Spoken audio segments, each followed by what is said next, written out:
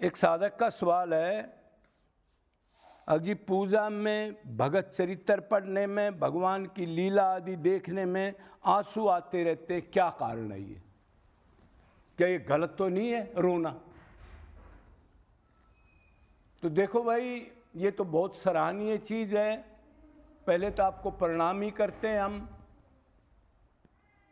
जो भगवान के लिए और भगवान के किसी गुण रूप कोई गाता हो या कोई बढ़िया फोटो हो या उसकी दया या भगत चरित्र हो, उसमें आपको आंसू आते हैं, आपका हृदय उछलता है।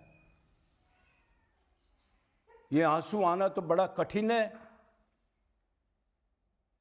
बड़े बड़े संत जो इधर वृंदावन और बरसाना के अंदर रहते हैं, 70-80 से साल के, बड़े बड़े धर्म कर्म नियम निभा रहे हैं, जो बड़ी बड़ी निर्जला रख रहे हैं, बड़े बड़े नंगे पैर घूमते हैं, बड़ी बड़ी 100-100 200-200 माला करते एक एक दिन में, उनमें भी दुर्लभ है, उनमें भी नहीं आते आंसू।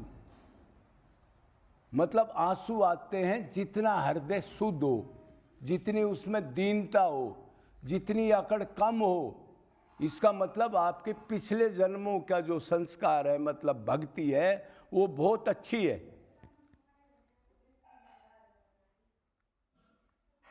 तो इसकी चिंता नहीं करनी चाहिए, खुशी होना चाहिए। लेकिन एक ध्यान रखना है, इसका अहंकार नहीं करना।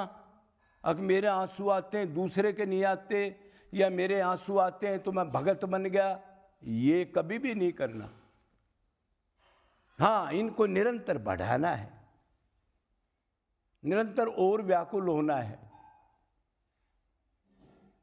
इन आंसुओं से वैराग्य की तरफ जाना है। ये नहीं घर में 2-4-10 दिन आंसू आए, फिर 10-20 दिन आप किसी कर्मों में फंस गए, चिंतन, फिर ये कम हो गए, फिर आए, या धाम पाने से आए फिर कम हो गए, ये नहीं करना।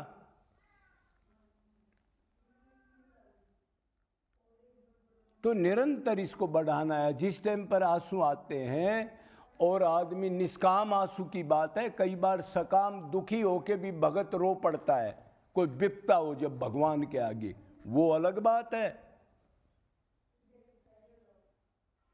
तो ये निष्काम आंसू हैं, ये सात्विक भाव के 8 सात्विक भाव में सबसे अच्छा है अंतकरण शुद्ध करने के लिए।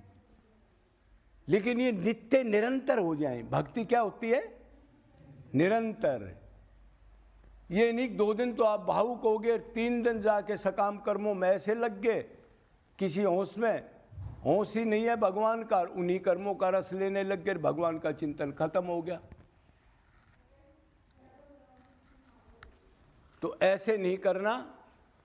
8 सात्विक भाव हैं। कौन कौन से भाव हैं केशव? हाँ हाँ,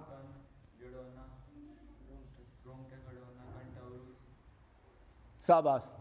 रोंगटे खड़ा होना, भगवान की किस टाइम रोंगटे खड़ा होना? भगवान की कोई लीला, भगवान के भगत का संग, भगवान किसी भगत का चरित्र, वैराग्य, त्याग, प्रेम का, और भगवान कितने दयालु, ऐसी ऐसी बात सुन करके रोंगटे खड़े हो जाएं और रोने लग जाए। कई बार देहभान छोड़ के प्रेमी भगत, जो माधुर्य भाव का लगभग होता है महाराज टाइप, वो नाचने लग जाए बेसुध होकर के, कोई देखे या ना देखे।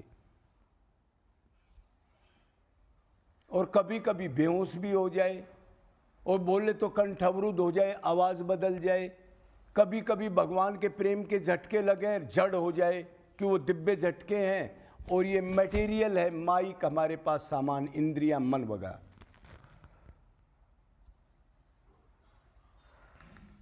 तो ये बहुत अच्छी बात है, ये जो आपने पूछी है। तो लेकिन इसको बढ़ाना है। इसमें यह सबर नहीं करना कि मैं भगत बन गया, नहीं नहीं। भगत तो जब बनोगे जब पूर्ण वैराग्य, ये आपको सारा संसार शून्य नजर आएगा, सब कुछ खाने को, कहीं इंटरेस्ट नहीं रहेगा, कुछ अच्छा नहीं लगेगा। कोई संसारिक चर्चा करेगा तो आप भाग जाओगे, कोई आप बड़ाई करेगा तो भाग जाओगे, बुराई करोगे तो आप कहोगे हाँ मेरी बुराई और करो। आपको कोई नुकसान हो जाए 10 लाख रुपए का, तो भी आप ये रहो कि नहीं ये तो नश्वर था, फिर भी आपका चिंतन ना आए और भगवान के लिए रोना चालू रहे। आपका जवान लड़का मर जाए तो भी आप ये कह दो फूंक दो इसको, ये तो रोज का ड्रामा है, मेरे को भगवान का चिंतन करने दो। आपको कोई रोग लग जाए तब भी कहो भगवान की बड़ी कृपा है।